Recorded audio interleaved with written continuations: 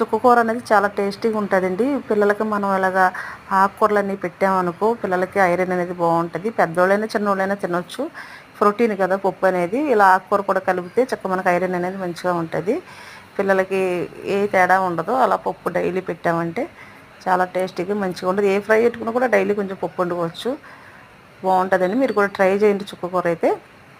కొంతమంది వండుకోరు చుక్కకూర బాగోదేమని, కానీ ఇదైతే చాలా బాగుంటుంది. నేను చుక్కకూర మెదుపు తాలింపు పెట్టాను. తర్వాత చట్నీ పచ్చడి ఒకటి చేశాను. ఇది పప్పులో ఒకటి ఇలా వేస్తున్నాను. ఇంకా రెసిపీ అనేది నేను వేరేగా కూడా ట్రై చేసి మీకు వండి చూపిస్తానండి. చూస్తూ ఉండి నా ఛానల్ అయితే. నా ఛానల్ కానీ ఫస్ట్ టైం చూసినట్టయితే లైక్ చేయండి, షేర్ చేయండి, సబ్స్క్రైబ్ అయితే చేసుకోండి. మీరు లైక్ ఇవ్వడం వల్ల నా వీడియోస్ అనేది ఇంకా కొంతమందికి రీచ్ అవుతాయి. ఇలా మొత్తం పప్పు అంతా ఉడికిపోయిన తర్వాత నేను కొద్దిగా చింతపండు వేసుకుని బాగా మెత్తగా ఉడకబెట్టేసుకున్నాను. మళ్ళీ పులుపు ఏమైనా కొంచెం తక్కువ ఉంటుందేమని ఉడికిన తర్వాత తాలింపు అయితే వేసేసుకున్నానండి. ఆవాలు, జీలకర్ర, ఎండుమిరపకాయలు, వెల్లుల్లిపాయలు, కరివేపాకు ఇవన్నీ వేసుకుని తాలింపు వేసేసుకున్నాను.